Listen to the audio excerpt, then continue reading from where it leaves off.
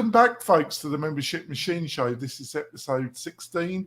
In this episode, we're going to be talking about the best hosting solutions for a WordPress-powered membership learning management system website in 2023. I've got my great co-host. He's taken his painkillers, his blood pressure tablets. He's had a walk. He's relaxed. I will soon change that during the show. We'll see how we'll do the countdown. It won't take long. I've got the feeling this won't take long. So I'll be.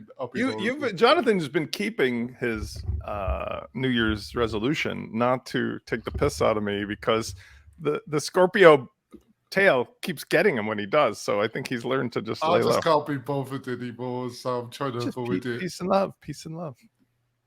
Yeah, sure. So, Spencer, would you like to introduce yourself to the listeners and viewers?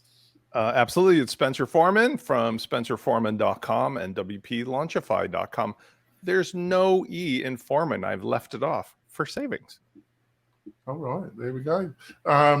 Right. Like I say, in this show, we're going to be talking about the things that you've got to understand when you're looking at all the different hosting providers that are looking to help you host your website, the key factors that you've got to understand that will help your experience in running your learning management membership website and WordPress a lot more joyful and stress-free. We're independent. We have no direct connection to any of the hosting providers, so we can speak with authority and honesty during the show. Before we delve into the meat and potatoes, I've got a couple messages from our sponsors, our major sponsors. We will be back in a few moments, folks. Back, folks. I'd just like to point out that if you're looking to host your membership learning management system on WordPress, have a look at WP-Tonic. We provide top hosting optimized for membership and learning management systems, and we provide a suite of plugins, some of the best, all free of charge. We make sure all those plugins work together, plus email is part of the package. Transitional or marketing email is great value. We're passionate about helping you. Go over to WP-Tonic and sign up. We'd love you to become part of the tribe. So let's start with broad topics. So I put in about 7, and I think having some basic understanding about these points will help the listeners and viewers in their journey in purchasing a good partner, a hosting partner for their website. And I think number one is, over the past few years, Spencer, I think there's been a tremendous revolution in hosting. I think there used to be very strong boundaries about what you got, like shared hosting, virtual dedicated hosting, physical dedicated servers. And then cloud hosting reared its head, cloud computing. And I think it's upset all the boundaries over the past couple of years. I think some of the major hosting providers that we're going to be talking about, because of their scale, have had to balance their own traditional setups with the new cloud reality, and this has caused them certain headaches. So what's your comments about cloud computing and how it's revolutionized the scene, and your response to what I've just outlined, Spencer? Yeah. I think it's fair to say we can take ourselves on a little journey back to around 2005, when the telephone companies used to charge everybody for text messages, and they could get away with it. Around the same time, when the internet started to kick in for mere mortals, the physical hardware and the connectivity between the various hosts started to shift from physical boxes that somebody either owned outright or leased from what they used to call a server farm, usually somewhere out in the prairies or the plains of Texas or something, to what we call VPS, or cloud hosting. And the difference with, a virtual server, a VPS server versus a physical, is that large entities, some of which are name brands today, of course, AWS, Google, Linode, DigitalOcean is a recent one, but very popular. They all started to essentially say, look, let's stop playing around here with the idea that we're going to buy physical boxes for everybody and we're going to make you lease them or own them or whatever.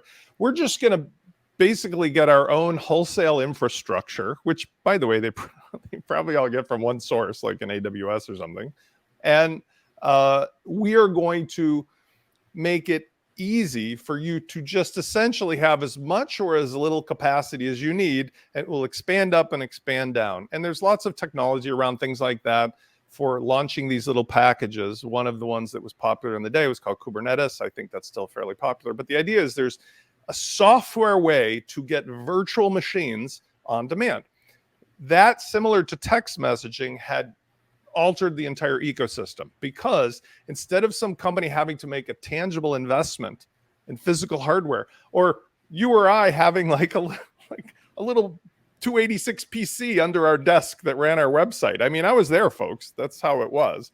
You now could just say, all right, I can get some space and get it virtually. And it has a content delivery network around the world. So they'll, for a little bit more money, spread it around so it's closer to your customers, so on and so forth. Now, take that, and again, this is a painful way to say this, but one of our guests of our show, one of my I think smartest guys I've ever met, who was he left me when he came. He left me when he came on the show last time. This is where I think he would respect me for being clear about it. The GOAT of managed hosting is WP Engine and Jason Cohen. He's literally one of the smartest, nicest, most intelligent conversational partners I can ever imagine. I wouldn't want to play poker with him, though, would you? Yeah. But the point I'm getting at is, back in the day, circa 2008, 9, 10, managed hosting meant something different than it means today. Managed hosting meant that you didn't have to worry about all the complicated bells and whistles and steam gauges and levers and it was like an old-fashioned submarine from a World War II movie versus today, where you've just got like some digital screen and you move the mouse around. The business of managed hosting has evolved, in my opinion, to a point where the term is misused today. I think all the terms that we're going to discuss are misused. To some extent. I think all the terms that are listed are going to be misused to some extent, but this is how I see it, folks. There are still physical servers. That there is still hardware servers. They are in data locations. When Amazon Web Services, Google, Facebook, not so much Facebook, but they've got a part in this. But Amazon, Google, Azure, Microsoft, they built their own server data centers, and they sell capacity to other providers who add their own value proposition on top, which could be classified as traditional hosting providers. Let me pause on that point. The distinction between managed hosting in today's ecosystem has a lot to do with who the customer is and what they're getting for it. At the corporate level, managed hosting today legitimately means there is a team of server experts who are there to essentially babysit the engine room as needed.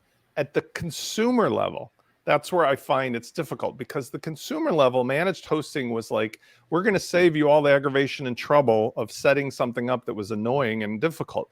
But now it's being, I think, misused, because at the consumer level, that's like the phone company saying, we're going to charge you still for text messages because we're going to manage your text messaging. But there's nothing to manage anymore. The thing that's actually happening in many cases with managed hosting at the consumer level, the small business level, is what they're doing is they're babysitting you like a kid at a camp, and they're telling you, sit in that seat, and this is what you can do and can't do, and we're going to protect you from themselves. But truthfully, what that is doing is just protecting their infrastructure and their business from wildcards, which, while it's understood, should be at least explained in such a way. Because otherwise, I've found too many instances where things like caching is installed and different kinds of things that interfere with the dynamic nature of WordPress websites. And then the end user actually does more work, more diagnostic to figure out what's wrong because of the host's managed hosting. Ta-da. That's the point. At the upper levels, you need a team that's like, holy cow, let's scale this thing because we're going on a sale and it's going to blow up. At the consumer level, it's often not the case. Yeah. Another factor that evolved this, folks, is where Facebook enters it, is that for many years, the actual software server that ran on top of the hardware was a server called Apache. When fundamentally Facebook is just a glorified, this isn't quite true, but it is a kind of glorified website stroke platform, enclosed website. And for that, because of the massive usage of Facebook, and they built their own technology, their own server that could utilize cloud technology where the traditional Apache wasn't designed to utilize a cloud solution. And the technology which they developed is adopted by many of these cloud and hosting providers that we're going to be talking about. Another, which is beyond my pay scale, is that certain technology, Doxer, I think is one of them, was developed that enabled you to the hosting industry to utilize the term droplets and develop that as well. So it's a very dynamic, changing environment that has rapidly changed over the last 4 to 5 years. I would want to just put a bow around that and say the technologies that have made a difference, there's at least 3 on the on the server side of things. The Apache evolved into Lightspeed, evolved into Nginx, and now there's different versions and updates of that. Nginx has a higher capacity for number of concurrent users. Think of it like a telephone that can have more than one person connected to it. Apache was always limited. Second was the caching. There's various protocols in use, including there's browser cache, which is where much of this abuse happens for the customer, because they take a Polaroid picture without you knowing it, give you the picture, and then you're staring at the picture hoping something changes, and you're wondering, like, am I in Back to the Future? You know, Doc and Marty aren't getting any older here. There's object cache. Pal Till was the one who created that. That's the thing it does on the PHP level for PHP requests. There's varnish. There's all these things, when you add them together, essentially allow the servers to optimize what they can deliver and to whom. Those things have reached the point, in my opinion, where there's always going to be room for better and more, but combined with CDN network and all the redundancies, mean we are living in a world of over delivery, right? Like even the most mundane $5 a month, you know, from one of the companies we'll talk about, will get you to the dance on time. Whereas in the past, there was considerable concern over whether that was going to happen. And I think that's the point. Yeah, we're going to have to disagree on that one to some extent, but we're moving into that. Fun of the show. Yeah, right. Take the tablets; it's going to get worse. Another area which I think is extremely abused, but probably that is unfair to utilize the word abused, but I'm struggling to find, is the term fully managed WordPress hosting. A vassalous term, if I've ever heard one, because it could literally mean anything. Would you agree that this is one of the most abused vassalous terms that is generated in the WordPress ecosystem? I mean, we just started the show talking about this very point. So just to go back to it and close the loop up, fully managed hosting to me means you've got a competent team to do for you what you don't want to do for yourself, but WP Engine, Jason, please listen. But you're fully transparent about what's happening, and you give the control option to the end user's professional team. Because otherwise, the shenanigans that happen are that nobody digs deep enough to figure out, like, why isn't this working right? Why isn't, and to force them to do the extra work to realize that things are being done on the back end, allegedly to manage them. But what really is happening is you're creating havoc for them in a modern WordPress plugin environment where many things are dynamic. Membership, marketing automation, sales funnels. These are all things that are not static like they used to be on one or two excluded pages. That is a big issue with me personally. And that's where I think managed hosting should be like a concierge in a hotel. We make your trip better, not harder. We don't hide your DOB kit when you go down to breakfast and you come back to your room and you're wondering, where's my DOB kit? I want to take a shave. Oh, we managed your room for you. We hid your DOB kit. You can shave after you ask us where the DOB kit is. That's nonsense. Well, our position at WP-Tonic, because we're a boutique micro-branded hosting provider, we update all the plugins as part of the hosting package because we're providing most of the plugins.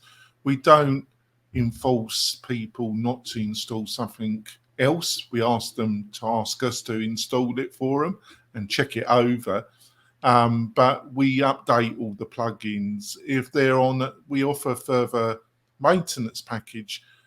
If there's a problem with our update, we will roll it back and either they can pay for us to sort it out. I'm not referring to plugins though. I want to be clear. I'm talking only about caching. Plugins is not a managed hosting option that I'm aware of. I don't want people to be confused with plugins in this. All right, fair enough.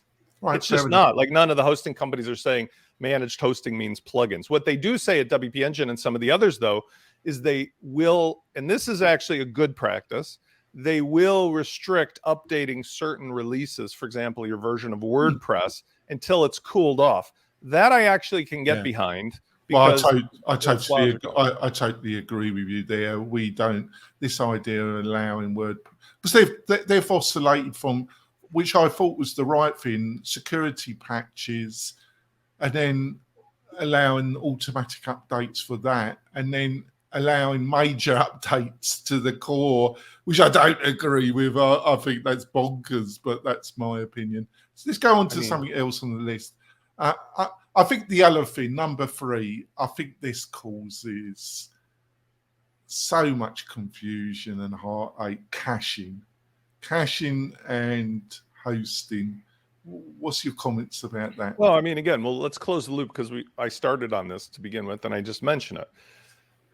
Caching is ironically I'm gonna be very controversial with this for anybody who's in that space. It is not a requirement in today's world of abundant capacity.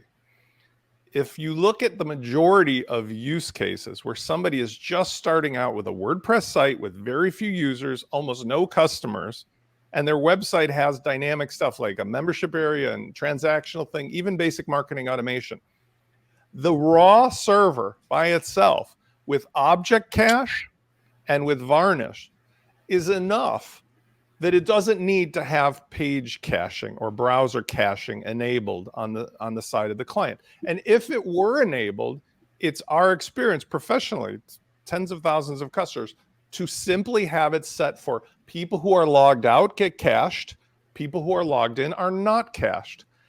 But that's not how the managed hosts are doing it. They're doing it like every kid, here's your lunchbox, sit in the seat, you get this many page views, this is what you do, and we're going to object cache, page cache, we're going to cache the heck out of everything. And there's exclusions if you can figure out how to, get to that point and ask us.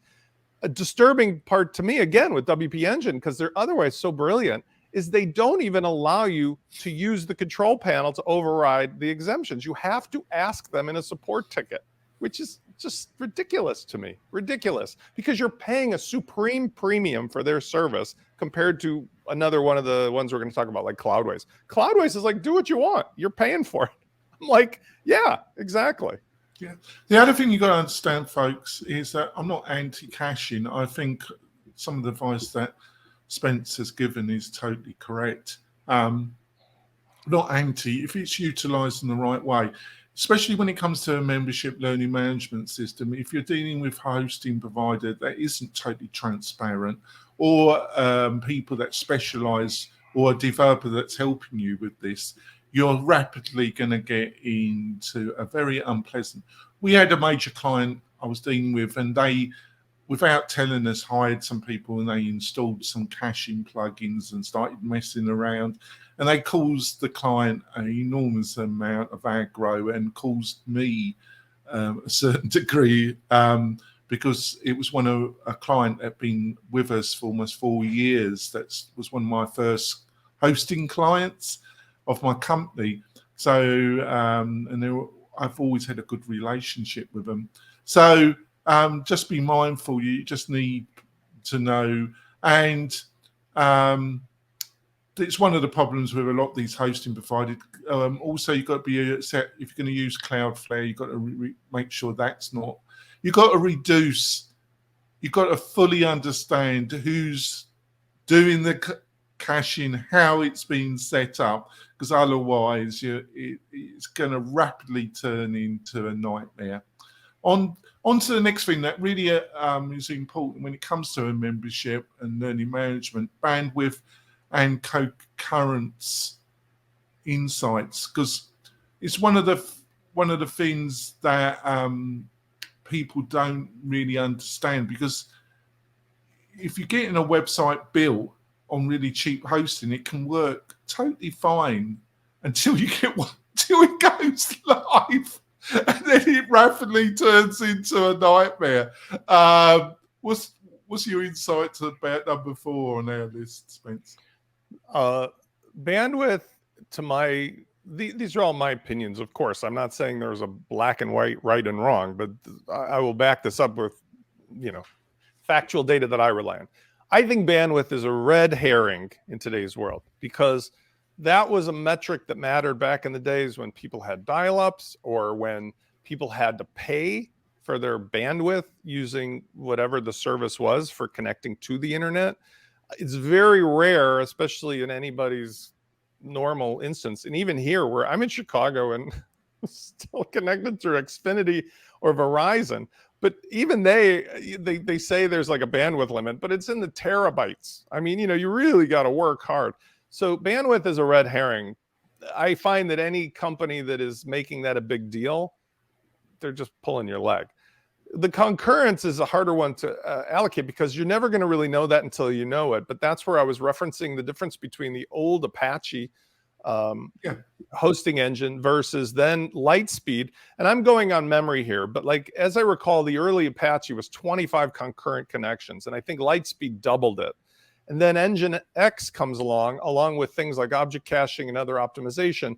And I believe that it's possible now to scale up to a lot larger number of users than that, because you get them in, you get them out, you move them to another machine, and then there's instance here and so forth. The reason why I added this to the list, the concurrent, is important when it comes to membership, because it's a slightly different animal. But the first part is, you are totally correct. But the only reason I won't say slightly disagree with you, but just point this out to you, is the really cheap side of the market, where you're getting these, I think they're clowns. I think, when they're telling people you can get your site hosted for $3 or I just think they're clowns. Basically. Let me pause, because I want to sorry to interrupt you, but like, when you look at pricing, I looked up, Nginx will support 512 connections. Okay. Apache, at least the original, I'm almost sure it's 25. No, I take it back. The newest version of Apache will do 150. And let's see what Lightspeed will, doesn't have the metric, but I believe it's probably double. So I'm going to say, with the exception of, it's interesting here, because I'm looking at another reference and there's something that says like it's typically 25 or 50, but let's just use as a relative amount. Okay. There's 1, 2, and 5. That's like a real rough approximation maybe of like how many concurrent users. So most of the hosting in the VPS space is Nginx. I mean, I have not seen anything other than Nginx in a long while. Yeah, but you got to understand a lot these larger providers that have enormous amount of people, they got a real, which is brew of legacy and cloud that they're dealing with. And also my experience of the cheaper side of this is I have no facts here, it's only a suspicion. I think they're ramming these people onto their legacy networks, their legacy systems myself, but I have if they had the hardware. I mean, I'm not sure what they do, but you can bet on the fact that there are still hosts, maybe, that they bought the architecture, they bought the hardware. But remember, there's another factor here. Chips have improved so much that, like an automobile with let's say your enterprise rent-a-car, just because you bought a fleet of Chevrolets in 1985 doesn't mean that you could keep running 1985 Chevrolets, because people expect 2023 cars. The chips and the other improvements in the architecture of the boards means that they would be losing money and high energy costs if they were running older crap. So I'm pretty sure that most everybody who runs a hosting company has moved to some kind of a leased architecture from a larger wholesaler. It's a very fragmented. So this will be covered on the next one. We shouldn't be discussing this. I mean, but we're speculating. Yeah, we don't know. Yeah. But this next one shouldn't rear its head, but it has for me, because the market is so fragmented. Your PHP version, I've had people that are kind of hosting a marketing site with a provider for years, and then they've decided that they need a membership, a learning management system, and then they've brought us in, and we found out that the hosting provider's running their sites on some old version of PHP, and they're very unresponsive about updating it. Unbelievable, but that's the truth. So. The biggest problem you're going to get with PHP is really easier than that. Because of Gutenberg and the modern plugins. Here's the fact. If you're running the modern WordPress 6.1.1, which is the latest, you need 7.4 or higher. Okay, that's it. There's no conversation, because there are an unbelievable amount of notices and things that will show up, and a couple things that might actually be errors, because there was a lot of deprecated functions from the earlier version of PHP, because that's just how it rolls. I think we're version 8.2 or higher now of PHP. And if you don't have 7.4, you're going to run into problems. And this is too geeky for most people, but I don't know of any hosts that won't let you run at least 7x. The only one we have to check is what is WP Engine's current thing. Now, they were very thoughtful about it. So again, I have no complaints there about them saying, look, we're going to let you run up to this, and then we got to make sure everything's cool, because that doesn't have any consequence to your business. I mean, it's very rare that the PHP between 7.1 and 7.4 or 7.5 is going to matter. But like if you're in PHP 6 or 5.6 or something, yeah, you got to get it going. You can't just stick around with that stuff. Yeah. On to the next one. Another that does affect if you've got a medium to larger membership learning management system is PHP workers. What's your insights about what people got to know about PHP workers? I mean, this is where, like, when I was referring to caching, Object Cache is one of those tools that makes use of the fact there's a little, Santa's workshop in the back of the server where all the little PHP worker elves are basically doing all of the processes, right? They're building your pages and scheduling background tasks, and they're generating the HTML pages. So if you help them by giving, like, oh, we've already built 30 of that little whatever, let's just make a Polaroid picture for you to hand out instead of building it from scratch, the PHP workers can be doing their job better. But at the same time, the number of PHP workers that are allocated means how many elves are in the workshop in general. And it's obviously dependent on the type of web server, right? Nginx versus Apache. It depends on like how your MySQL database is set up. There's a lot of factors at play, but in general, more PHP workers, object caching, the latest version of MySQL, and plugins that are from this century means that you can really do a lot with with a $5 server, and certainly hold on. Yeah. Hold on. With a $5 server, if it has those things. Now we're going to talk about, for example, some of the plans on Cloudways. You can't really get a $5 server, but you can get a $10 server on Cloudways that has only one core and less RAM, but it has object caching. It has PHP workers that are sufficient. It has the modern setup with Nginx. That does better than some of the janky, somebody's got a box in a room in Texas somewhere. Okay? Yeah, that's factual, Jonathan. You can't just get into this like general, I don't like it because it's low cost. We have reached the point where text messaging is free. Well, it's just a point of view. I know, but like there's facts behind this that we have to stand by. The commoditization of hosting is what's driving the WordPress plugin ecosystem, because there was a time when like managed hosting and the complexities and the cost meant they could get away and reasonably. It's 80, 100, 200 a month. Now there's such a commoditization of that. Well, no, I think in that way, but it's just also that you've got to provide support, ticketing, help people out. There are costs. There are costs of the human interaction, but that's the point. If we talked about it, back to my reference of, let's talk about text messaging. If the Verizon company said, Spence, it's managed text messaging. What are you paying for? The text messages are free, but we have a 24/7 team of people there to help you with making sure that every text message is delivered to the door and responded to, and like that's service versus charging for the actual delivery thing, which is a commodity. That's the point with hosting. Yeah. So we've got some guests. We've got Tina Cook. We've got some people joining us. They're most welcome. But when it comes to PH workers, my experience, folks, is the cheaper end of the market that's more consumer focused.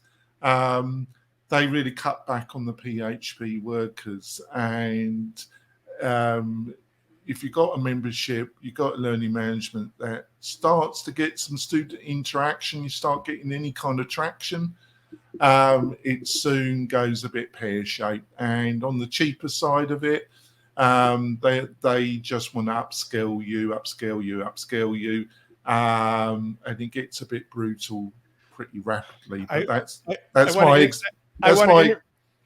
I know you do. Can we go on to the next one? I just want to say something. I want to interrupt this broadcast to announce that, I'm in the house where all of my devices are listening to me. And as we spoke, I got a text message from Verizon trying to upsell me. Every household deserves a reliable internet connection. Save up to $30 a month on selected plans. I mean, frightening how deeply embedded this marketing intrusion is. I mean, yeah, but I don't have any ladies listening to. I've never ever gotten that message from them, but the second I mention literally that thing, for sure, it pops in. Yeah. Hilarious. Now, let's finish off with another thing that causes a lot of confusion, despair with poor people trying to host their membership, whatever, on WordPress. CDNs. I kind of link CDNs with the kind of confusion around caching. A lot of people don't understand what it is, and I found it kind of gets into a mix's brew of a kind of where people just want to pull their hair out. How would you explain? Let's define what it is. Define what it is. So what a CDN is, literally, a content delivery network, right? If you look at a map, it's like a network of servers that are basically linked together around the world, so you can really inexpensively and reliably and quickly deliver stuff nearest to the person who's trying to consume it, right? So think of it like an Amazon.com warehouse in your neighborhood where you order over there, but then the truck is like a block away and they can have your thing there before you close the... It's really useful. But to your point, one of the tools that does is that it acts as a potential firewall. It acts as a DNS service. It acts as a caching service. And there are times when you need the firewall more than anything, especially with WordPress, because here's what happens. If you've got an Nginx and it can take 512 connections, and some naughty person decides they are going to just punish you on your IP address, Your web server is not smart enough on its own to figure out like which one of those people ringing the phone should I pick up and answer. The CDN has global knowledge of things going on. It's like, oh, we've seen this character over there. Cut them off before they get to your server. But what does that imply? That implies that you've got like a valet, like a bodyguard outside your compound who's making their own decisions about who to let in and who not to let in. And it can cause you to have an extra amount of work. But the value is in the fact that things get delivered faster, and it keeps a lot of people out who are otherwise trying to hamstring your servers. But you got to manage that bodyguard, got to pay him or her their salary and feed them lunch. You know, this especially applies if you're utilizing Cloudflare, because we turn it off because we're in partnership with Mailcare and BlogVault. They are a partner of ours, and we install their premier solutions on all our hosting sites, and they deal with that.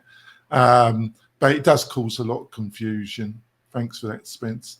We're going to go for our break, folks. Spencer's going to take some pressure reducing tablets. And I just want everybody to know I have perfect blood pressure, and I went for a walk this morning outside in the sun. And unlike my elderly statesman here, I have a million problems, but blood pressure is not one of them. There's nothing wrong with my blood pressure at all, actually. I had I'm in good nick for my age. It's only these shows that gets me into a mental state. We will be back in a few moments, folks. We've got a couple of messages from our sponsors. Be back in a few moments, folks. This podcast episode is brought to you by Lifter LMS, the leading learning management system solution for WordPress. If you or your client are creating any kind of online course, training-based membership website, or any type of e-learning project, Lifter LMS is the most secure, stable, well-supported solution on the market.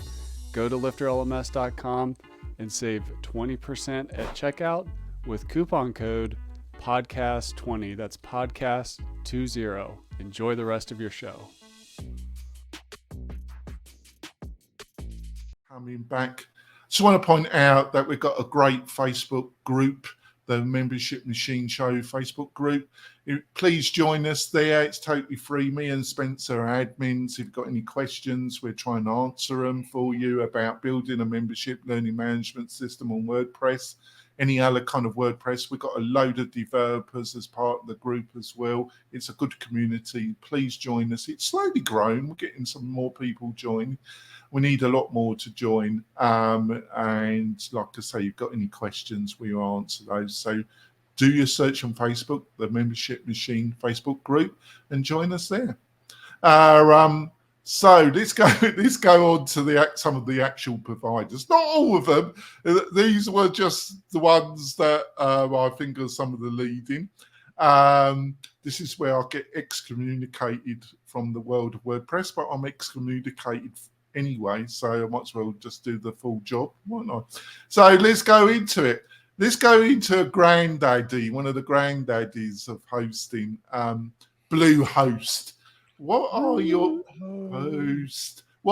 views on Bluehost, Uncle Spencer? I think it's important to just refer to them like you just started in the context of where they came from and who they appeal to, right? So Bluehost and HostGator were two of the earliest, along with GoDaddy probably. Yeah, well, right. And by the way, I mean the alligator. Oh Jesus! Don't host with them. There's something to be said because you're making that gesture, but there's something to be said for the fact that the politics of Bluehost, in particular, leaned in that direction, and that had an effect on some of the people who were trying to run businesses they didn't agree with. That's a long ago story, but you know the point is that they became both very popular at a time when earlier, blog successes would essentially say, here's a tutorial with my affiliate link on how to do blankety blank, set up your WordPress site. And they were extremely generous, so was HostGator, on how much they gave as a referral. Back in the day, I remember I was getting $85 to $120 something for setting people up on $5 a month sites, because they did the math and they figured out that once these people signed up, they stayed for three or more years. So they gave out like a year and a half of that to the affiliates, and they grew enormous, which gave them, by the way, economies of scale. Because let's think of it like this, whatever they pay out in money, the fact is that it's like 95% profit margin. Yeah, because it was linked to what we said in the first half of the show, when you had to have your own server, physical servers, blah, blah, blah.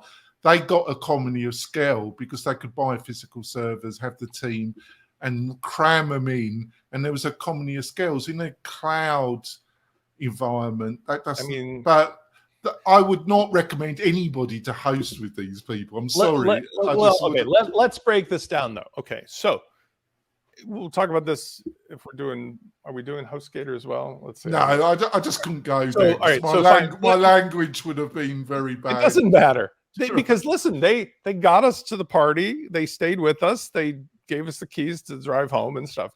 So there's 4 things they sell. 4, sorry. The core is the old school hosting, starting at $2.95 a month. Okay.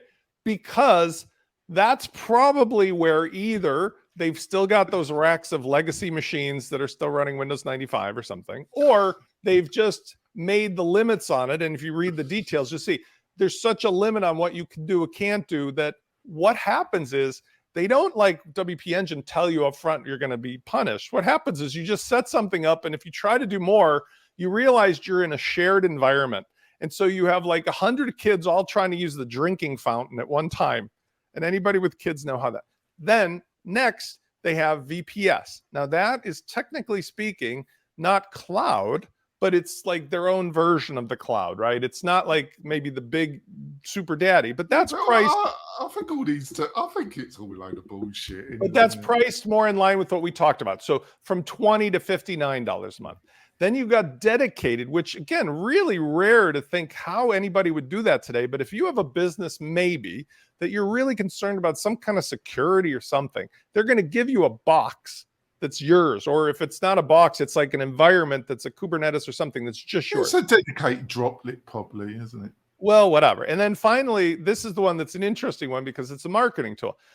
The online store from 10 to 12 bucks. And all that is that's just WooCommerce. They're saying it's like WooCommerce with a few plugins in it, which is a great marketing tool. I think of the lower priced traditional providers, they're part of an enormous conglomerate who owns a number of they bought a number of hosting companies, and they keep the branding, they keep it as controlled competition. So what's the name of this company that owns all Bluehost? The Alligator. I always forget what their name is. So they changed it. They changed it 3 times, didn't they?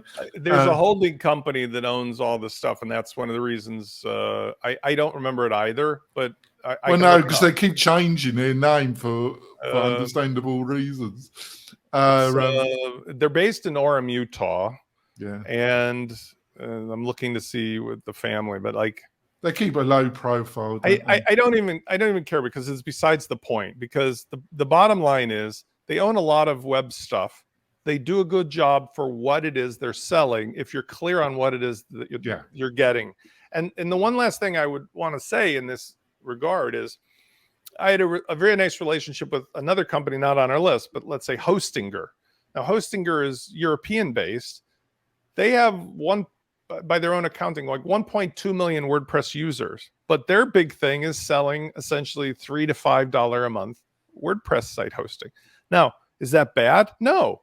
But it is what it is. Well, as long as you know what you're going to get. I have to mute my mic because I have a call from my kid's school. Well, he's got to take his call. Just to finish off, folks, about Bluehost.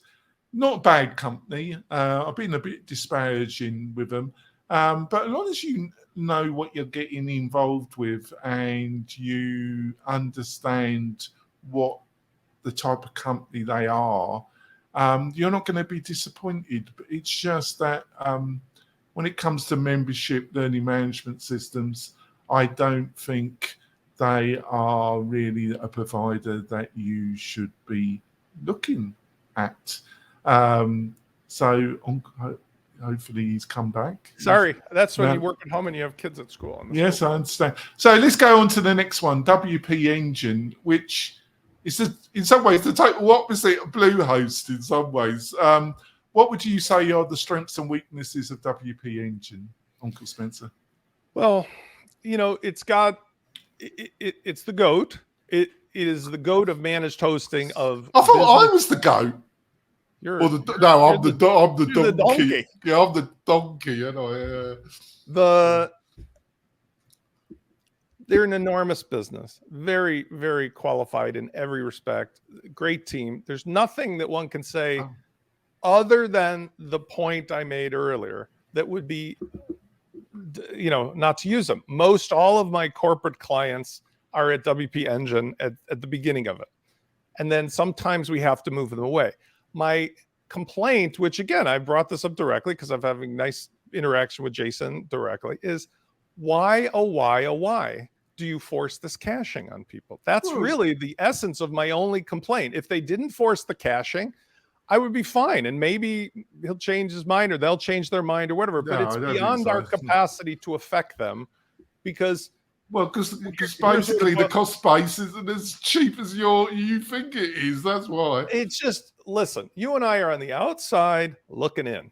But if we said to McDonald's or something, hey, McDonald's, well, here's an example. There's a very famous example because I grew up, I'm a child of the 60s. In the 70s, maybe early 80s, McDonald's had these coffee stirrers that were plastic that like literally went in the top of the coffee cup and they had a little micro spoon shape at the end. Well, I am not a drug user, but apparently they were perfect for people who used cocaine. So the public who otherwise couldn't move the needle was able to get this huge corporation to change their behavior because it was clearly detrimental to the public good to have the family restaurant known for giving out Coke spoons to everybody.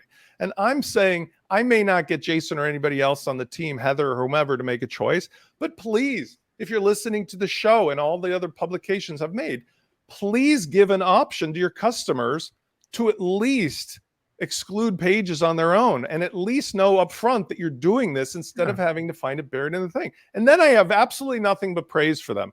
They are more expensive, but maybe they're worth it. They do have limitations on things that I don't feel are honest metrics anymore, like page views. But it's like text messages. They got. I think they've got to provide their company, and they set it up so they can explain the different levels of their business model in a semi-coherent way. Put it that way. Tina Cook, who's listening live, has told us the name of the company behind Bluehost. It's Endurance International. And that is a new name. Yeah, that's their third change of name. That should tell you something. It's a private equity company. Yeah. I want to say too, like the conversations that I've had lately with Jason this last week were very productive about where WordPress is going. So I'm going to lay something out there should he or Heather or whoever else hear this show. And that is this. I think that the future of WordPress and WordPress hosting is less about buying all the parts and more about the solutions. And so one of the things that I said I'm ready to sign up being on the WP Engine team for is putting out a hosting thing that is like a Lego kit where the hosting is just built into the box, but in a meaningful way. In other words, for people who are doing membership sites, a membership WP hosting option. Definitely don't want to do that. That'd be a competitor to me. You just gone. No, I'm talking about matching up the hosting with the membership, the dynamic stuff. In other words, we're sitting here saying everything nice about what they do, but even with the premium price, the caching issue. If there was a package lined up with the deliverables that you and I are discussing all the time, are what a lot of people want to have. Can we go on to the next one? These topics weave together. So when I put a little time into that, it's because it's going to hit the road on the next one, like GoDaddy. Right. So let's go on to the elephant killers. Let's go. Not anymore. Yeah, he's gone, but he's still. I've got the memory of elephant. No, Bob Parsons has been retired for a long time. Yeah, I've got the memory of a donkey. So let's go on to GoDaddy. I really got nothing good to say about them, really. That's well, I want to say, first of all, nothing to do with Pagely. They're gone, but Josh Strebel and Pagely went over there, and now what they do have is something that makes Matt Mullenweg lose sleep at night, which I think is good. So they have now a package managed WooCommerce stores. This is very much like I was just alluding to, except not about WooCommerce WP Engine. I'm talking about membership sites with marketing automation and CRM and sales funnel, the whole thing that people want. Like if you thought of Nathan Barry, ConvertKit, you can do a ConvertKit in WordPress, but when you have to fight the host to make it work, it's like, let's just go to Cloudways instead. But GoDaddy with Pagely is at least doing this. This is very progressive. They're packaging everything in. It's optimized for WooCommerce. It's got even a competitive, that's where Matt loses sleep. It's got a competitive transactional engine in there, right? With the gateway and the payment processing. So this is the future. He didn't get his cut then, does he? But I want to make sure the Pagely crowd love them to bits. They had a good payday, got no problem with them. It's just the old team at GoDaddy, the old, whatever. I just haven't got the time of day for them. This is, the years I've wasted on their phone trying to get somebody that bloody knows anything what they're freaking talking about. I'll never get those. I mean, if you're asking whether anybody should host there, generally no. I would say I use GoDaddy for all my DNS because if you understand how they try to get you on the checkout with black hat tactics, with all this add-ons checked and you have to be very careful. Other than that, their DNS services where their bread and butter was. If you were looking for a WooCommerce site, I would say you can look at this and feel reasonably comfortable, although they are guilty of the same shenanigans, corporate malfeasance that just happened this last 2 weeks, where they just arbitrarily laid off most of their WooCommerce WordPress people, apparently, because they needed to do corporate layoffs to look like they're profitable, but they had gobs of profit. Well, that's useful if you wouldn't need any support, isn't it? Could help you. Well, your point is well taken. Would I use GoDaddy for hosting otherwise? Not in a million years. But this is like don't do it, folks. Please don't do it. That's all I've got to say. I'm just saying this is like a different product inside of a bigger, like a Matryoshka doll or something. It's like a little surprise inside of the larger GoDaddy that I wouldn't discount away from. Well, let's go on to former sponsor. Brian Jackson's a friend. I think he still will talk to me, even though I'm classified as I'm not going to say what I'm classified as. But I've got a warm heart for them. I think they're going upscale. I looked at their website. They're going up price, and they're reducing the total emphasis on WordPress, and that's Kinster. What's your views on Kinster? Uncle Spence.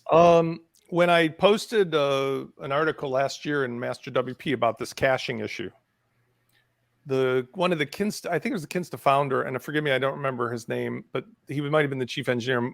Somebody higher up in Kinsta might have been the founder. Forgive me, because I don't know as well as I do, like with Jason. Took issue with my point. Oh, right. But to his credit, understood the point, debated like in a mature, like two intelligent people can have a conversation. Unlike me. Absolutely unlike you. Yeah, Did not start ad hominem attacking or anything. And I felt like we came to an understanding of the scope of my request, because at the point when I made that post, and it may have changed, I hope it has. At the point of making that post, they were doing that very same thing I'm talking about with WP Engine, which was imposing caching. And his arguments at the time were absolutely true, but they were based upon a misunderstanding of what many people were doing, because he just presumed everybody just threw WooCommerce in and there's a checkout page, a cart page, and a shop page. And I'm like, no, that's not how it is. And when I explained it, at least seemed to understand and register that that is a valid point. And if they've changed that, and we should ask Brian or just check it out, awesome. They do have a free trial. They're priced appropriately. There's nothing about this that would cause me any concern to recommend. But again, I would have to look at the nuances of what is it I'm trying to do? Yeah. And again, one last thing. It's the soda pop coffee aisle thing. there's a lot of hosts. So there might be 2 hosts, 3 hosts that are doing basically, you can't tell the difference other than you like really, the way they were always a great sponsor of my other show. Great people, got a personal relation. Brian Jackson respects him. They always seem to be an honest team. I think they do utilize, I think I'm correct, I might be wrong, but exclusively Google as their provider, their cloud provider. Google's prices have gone up recently. They're to their secondary providers that like Kinster, they put their charges up. I think that's one of the reasons why they're putting their prices up. But I'm pretty sure they're exclusive Google Cloud provider. They've got strong connections with Google, obviously. A good quality team, I would say. I'm at their current blog about page caching, and unfortunately, it does not appear that they have implemented anything other than cache expiration. Yeah. Now, I could be wrong, and I don't see anything here in the docs. No, I think you're right, but... and it's one of the reasons why I think when it comes to learning management systems, this thing you've pointed out, you're totally correct. Here's an example of what happens for anybody who listens to this point. You set up let's say you set up an LMS, doesn't matter which one.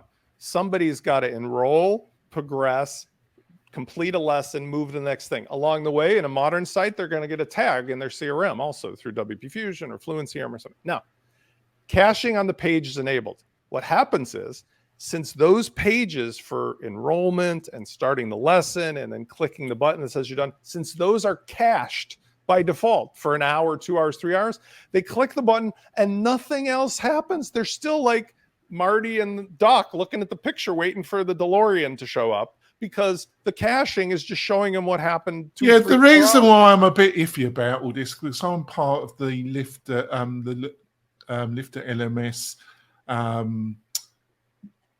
group. They do a regular Zoom, and they have people coming on, and they have constant problems, and it's all down to all this, and it's a constant discussion, and they're with really cheap hosting. Most of them listed the ones we're talking about, and it's just painful to listen to. I mean, if I'm wrong, I always wanted to say this too. I'm looking and searching for a term like exclusion or something else. I cannot find anything in their documents that say that you can exclude, which is the same debate I was just saying about managed WP Engine. WP Engine has an exclusion tab, and it's all grayed out. It says you got to call us, and then we'll fill this for you. We're big boys and girls here. Like, we can do this ourselves. Yeah, let's go on to the next one. SiteGround was the darling. That's the other thing in the WordPress implementer developer community. There's kind of certain hosting providers. WP Engine, I would classify that as well. But I think they have got in the hearts of the developer crowd in a very good way. SiteGround was I kind of classify it was the darling of the Power Implementer in some ways. Still is to some extent. Based in Bulgaria. I'm going to let Spencer. What's your feel? I've really got mixed feelings about SiteGround now. I mean, I put this in the Bluehost category right now. I mean, honestly, it's maybe in the area a little bit above it, because it had Bluehost did too. I was going to say it had more of like a early WooCommerce stuff and so forth, but like it really just was built on affiliate referrals. It priced right. If you look, I forget the name of the author, and maybe somebody can help me, but we used to deal with, there's a guy who does like hosting reviews. I think his name is David. I got to look it up. And he lists like 50 hosts, and he does performance reports every year. There's this gigantic clump, a segment of companies that offer the same price, the same performance, the same services. There's like virtually no difference among them. It's a commodity. Yeah. The thing I've got a reason, I understand the business model, but I think their nickel and diming is got worse than GoDaddy, and that is saying something. That's what, there's, when it comes to GoDaddy, it's their nickel diming, it's the history of the company, and just their support and the terrible support that they offer. They sack people left, right, and centre when they just want to gives them more money to their investors. I mean, you should expect, honestly, like, this is the thing. You go on airlines today. I remember as a kid, airline was a luxurious experience, right? But it was really expensive. It was like the same price for coaches, maybe first class is today. There are people who go on Ryanair for like $8 and fly from Britain to France, right? You should expect when you get a $3 a month host not to get anything much. That's where the misalignment happens. Yes. If you pay 50 to 100, on the other hand, that's where it annoys me that managed hosting is really not managed. No, you're absolutely right. Let's go on to the total opposite, Conversio. They've got a relationship with the founder, Tom. Just great people, but they're aimed at the higher echelon, the performance higher echelon. This is true managed hosting. This is the word I would prefer would be, and I'm wearing my Pageless shirt, but I have very nice bling from Convisio, by the way. Anybody who doesn't want to get necessarily an endorsement but wants to see their logo, shoot me some bling.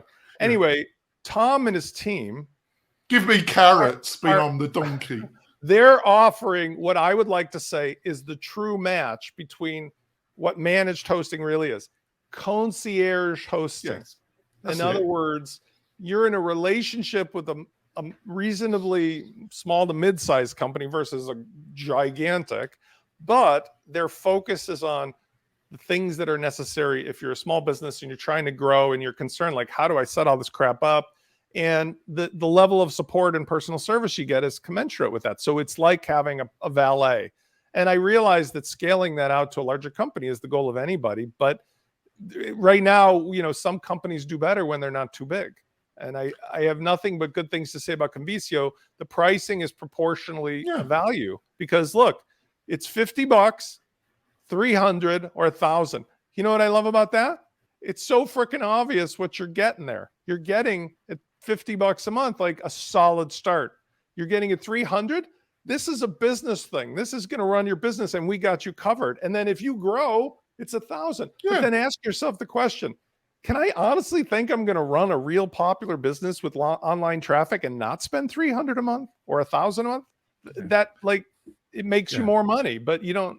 $3 host is not going to get you there. On to the next one. And see, I have a problem. See, this is going to be a difficult one because, like, they've got some great people, like the people from Give WP, the LearnDash crowd.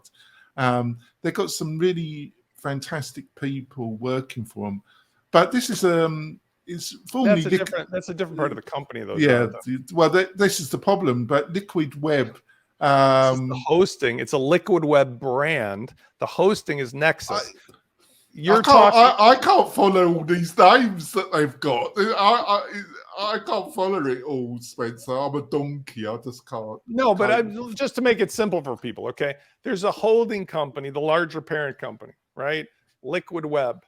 And Nexus is one of their brands. But there's a lot of... And where does Stellar WP fit into all this? The Stellar WP, I believe, is what they call the things that hold most of their plugins.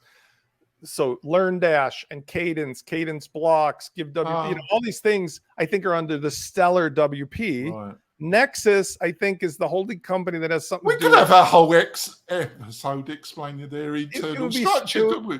It would be so. It says here Liquid Web. It'd be so much easier for us. It's Liquid Web. Okay, that's it. It's Liquid Web. And forget about all the sub things, because I've had very good conversations and actually a really good relationship.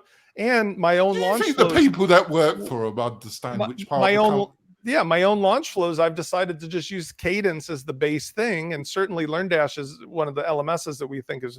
So their products, their service, their team, the people are all very accessible, very down to earth, very progressive. There's none of this "we know better than you" kind of thing. But they admit, many of them in private conversation, we ourselves don't know what's going on at the parent company, because one hand doesn't talk to the other hand. That's the problem sometimes. Corporate America at its best. It doesn't affect the products themselves. I will say this. I have a lot of positive things to say in general about all the other software. So this is an instance where it's convenience. If you got one of their packages that had the stuff in it, but that's it. It's convenience. In other words, going back to my conversation that WordPress is going into verticals. There's going to be, well, we know Elementor Cloud and Divi Cloud, and then the various hosting, verticals. These verticals will be your Netflix, your Disney, your Hulu, your ESPN Plus. They just let us take a certain amount of money per month and we'll give you all of our stuff. That's it. This is a perfect example of that. And is it sufficient? Yes. You could start for $15 a month on a WooCommerce thing and get all the plugins in there that you need. Ta-da. It's an awesome idea. And that's the future of WordPress. Yeah. It's WordPress as a service. The difference here is just they give you the raw materials, but they really don't give you like the solution. What I was referring to earlier was more like, it'd be even better if you took it to the level of like, this is just like ConvertKit, except it's based on stuff from WordPress. Yeah. Well, let's finish off with the darling of Uncle Spencer. Yes. A kind of hybrid, slightly different to the other providers in some ways. Just to give you background, they appealed to the developer/implementer crowd of WordPress, a bit like WP Engine, but for different reasons. And he's shaking his head, so you have to teach. It's not true. That's not true. They're different than WP Engine for the reasons I've said like several times today. They get out of your way. They give you the high-end stuff, and they don't be paternal. They're not maternal or paternal about it. They're like, you're a big boy and girl. Here's all the stuff you paid for. Go to town. And if you need help, we're here. WP Engine's like, we know better, and we're going to measure you and track you. And we're going to. I didn't mean it in that way. You're totally correct. I meant in the way they market themselves and in the WordPress community. There's certain, like, what was that one that got bought by GoDaddy a number of years ago?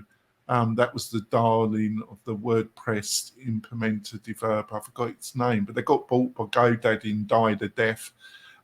There's certain hosting providers. SiteGround had that ethos, but I think it's gone away a bit.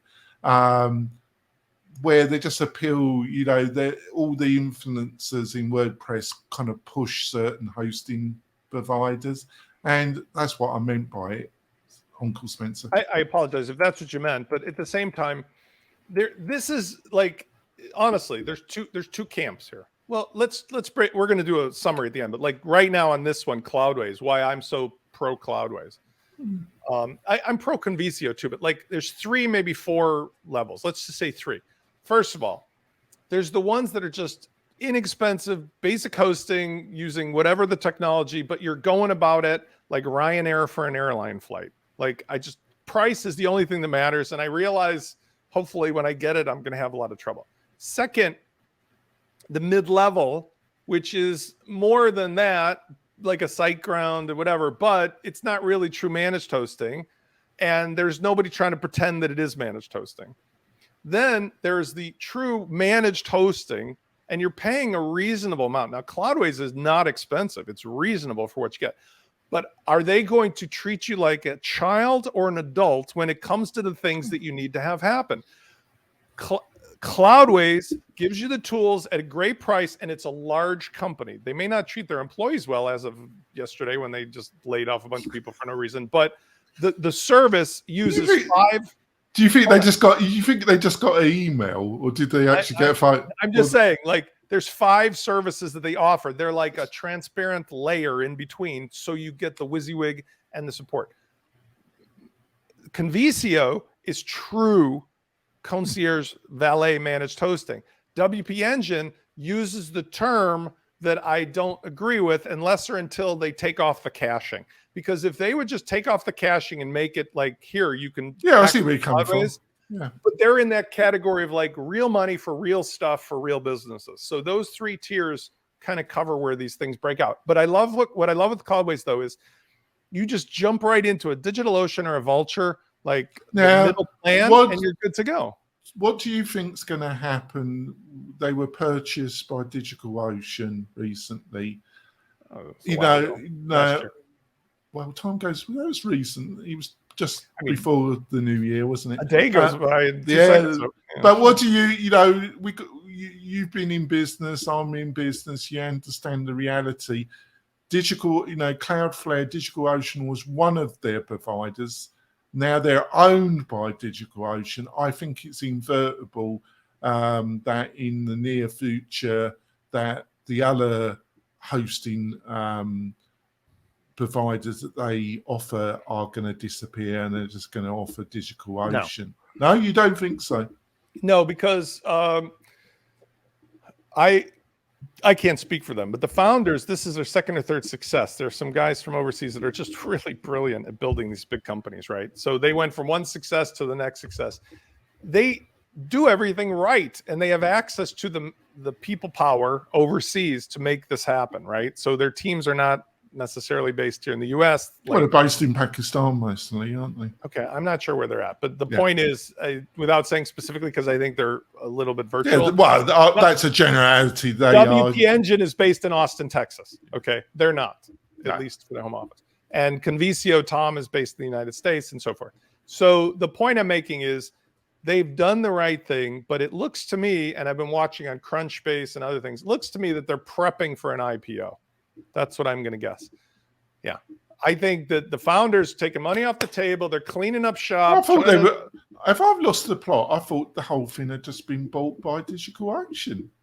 No, DigitalOcean bought up Vulture and incorporated into what they were already doing. Cloudways got that is wrong. They bought Cloudways, yes. But along the way, they have continued to offer Vulture, is what I should have said. What I'm saying is, I don't think they're going to continue doing that. I think they are. Because here's why. Because the thing that they do is they're not trying to be the host. They're trying to be the interface. They happen to own one of the choices, which is DigitalOcean. But you know what's really good for psychology, for bracketing, for, like putting in a price bracketing thing? Having 4 other choices and your own, and you get paid no matter which somebody chooses. I'm prepared to bet $25 with you in the end of this year that the other ones are gone and it's all DigitalOcean. Okay, so we're gonna go. I'm gonna make it $100. All right. As of the final show of 2023, God willing, we're all here still. You will be. I probably won't because I'm a donkey. If the AI doesn't take us out. $100 bet if by the last show those other hosts are still in are still on Cloudways. My bet is yes. Your bet is no. All right. Payable in cash, not your casino money from Reno, by the way. Hopefully you will just contribute that to a non-profit, but I'm pretty sure that the timing I might be wrong with the timing, but I know corporate America and the idea that DigitalOcean, I think I don't know how much they paid for it. I think it was like an enormous 100. It was like 50, 60. It doesn't matter because the company is like humongous. Like I said, do you honestly think that they've coughed up all their money, that they're not going to gradually, the bean counters is not going to enforce, well, you're just going to offer DigitalOcean? I don't understand. I mean, if you want to go on that topic for a second, I don't understand where it hurts them to keep the others around. Here's why. From the sales and the marketing and the psychology, having multiple server hosts is good for them. We already see they have Amazon and Google and Linode, which they don't own. Are they going to get rid of all 4 and just be digital? Are you really saying that somebody that's spent an enormous amount of money, that's a direct competitor to the other 3, is not going to push their product and diminish the quality of the others? I'll explain. I know now where you're having maybe a disagreement. I went out the other day. I was doing a video to explain to people about a Presto player, Adam Presser's nice product for somebody who doesn't want to deal with using bunny.net directly to host their videos. Okay. We've talked about it before. The main strength is that it puts the videos in the media library, doesn't it? But this is a good metaphor. Okay. So Presto Player, the pro version, is necessary in order to get the convenience of setting up bunny.net for people who feel like, oh, I can't be bothered. Okay. Now, I went out and went to bunny.net. It's press a button, $5. You put your videos up, you get amazing embeds, and you don't need Presto Player at all. But you had to at least accept that I had to like type in the name of, a folder, like do two things. Now, the comparative there is the thing that Presto Player is selling is the conceived or the perceived convenience of, I can't be bothered. It's too hard to type in the, bunny.net in the name of the thing, even though in reality, it's like a piece of cake. What is the difference with like DigitalOcean directly versus using Cloudways? I went out and tried to set up a server on DigitalOcean to work as a comparative. I'm really into this stuff. And for me, the steps, even though it was just 4 or 5 of them, were very disconcerting to someone versus you go to Cloudways, you go, I want that, press a button, it's set up, WYSIWYG control. What Cloudways is selling is like what Presto Player is selling. I see where a WYSIWYG layer and support. I see what you're saying. And you won't get that at DigitalOcean. You won't. Yeah, I see where you're coming from, but I'm sorry, Spencer. I just think the bean counters and the absolute white shark mindset of American corporate. I might be totally wrong though. I'm the donkey. So there we are. Well, listen, here's the let's make a side bet. We'll do it like True Vegas. First of all, first bet. I can't afford any. You're going to take a load of money off me anyway, for God's sake. Oh, please. You. But I just want to get. Hold on. $100. Yeah. Cloudways is still offering other things. The end. Let's do a side bet. Side bet is, can I convince WP Engine through all of my corralling, whatever, to either change their caching behavior or engage me in some capacity to be their spokesperson instead of me continually whining against them, to put me on their side to say how awesome they are? Because I think Jason's too busy counting all the $100 Jason bills. is not too busy, but he's a very, very logical person. So our conversations that he thinks, like, if I say the sky is blue, he actually thinks it through and comes up with 20 different things I never thought about. But what I'm saying is, it's really annoying to me on a personal level not to be able to just say, yeah, WP Engine is awesome, because I would rather be rooting for that team because I know who's behind it. I like DigitalOcean / Cloudways, but I don't have any of the personal relationships with them. So we'll see. If that bet happens, then we should lay another $100 on it, because I thought you were going to say that. So just finish off with one of our live listeners, Tina, has asked us, which ones would we recommend? Well, it's a hard one, Tina. I know which one. Which one? Oh, no, Cloudways. Hold on. There's three choices with logical reasons why. Okay. I don't want to interrupt you, and I've been very interruptive today, but like you said, because my blood pressure medicine makes me so hyper. I've tried to be compassionate and not really get you really going. These shows are often better. People say it's boring when only one person's droning on for too long, so they like the back and forth. Okay, here's the 3 thought processes. Back to my moment ago comment. If you want to try something, you just want to launch it, okay? And there's other things we never even talked about today, like Vika Singh, who's a indirect relationship of mine for advising him and stuff. He's got InstaWP. You can launch a site, and it's not like a hosting thing, but you can test it. The point is, though, if you're trying to test stuff out, it's a new business. I don't care. I just got to get it out there. It's very limited in the scope of customers. Go with one of the $3 a month things, but know that that's like, renting a car. You don't own it. It's just not going to get you where you want to go.